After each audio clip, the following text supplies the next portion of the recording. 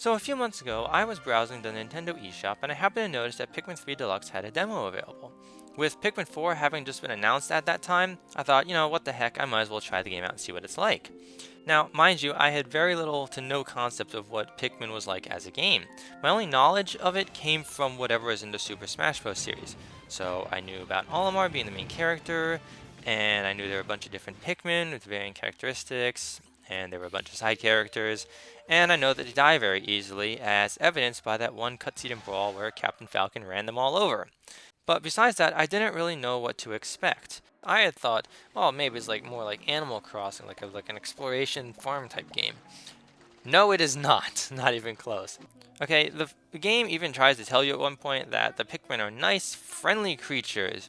But no!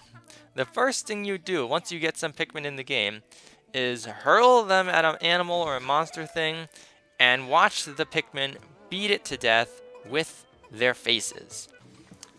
It is surprisingly violent. And the game tries to cover this up by having the Pikmin make cute little noises and trying to make you think, oh, it's kind of a cute, funny thing. But not really, to be honest. And yes, the monsters will attack you if they happen to spot you. But you can also attack monsters without them ever seeing you by throwing the Pikmin from afar and then watching the monsters get beat to death. And they'll do it to plants too. You can throw some Pikmin up onto the top of a flower or something, and they'll whack it until the head of the flower falls off, at which point they make off with the head of the flower and leave the stem sitting there to rot. I mean, I should have predicted that the game would be kind of like this, based on Olimar's attacks in Smash, where he throws Pikmin and, guess what, they latch onto a fighter and then beat the fighter with their heads.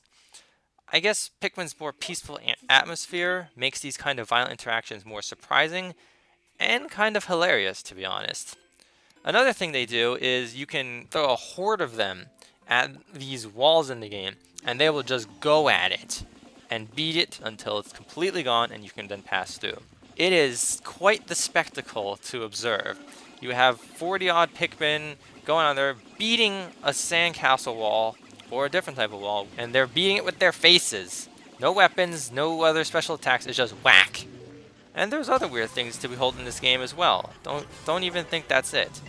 Like after you defeat the first boss, which is some armored centipede type thing that, of course, gets killed by a ton of Pikmin whacking it repeatedly with their faces. And then you have 20 Pikmin or so pick up its corpse and carry it back to their onion pod thing, where you get to watch the entire enormous body of the boss get sucked up into the onion and then spat back out moments later in the form of like 50 new Pikmin sprouts. And that is how you grow the population of Pikmin, in the most violent way possible. So, do I like this game? I don't know. I mean, it's not readily visible in the demo, but the game is actually more interesting than it seems at first glance, simply because there are more gameplay elements that cross the game over from just another adventure RPG to a more tactical strategy game, even a bit of a numbers game, which definitely differentiates the Pikmin series from other games I've seen, and I can see why people like it as a result.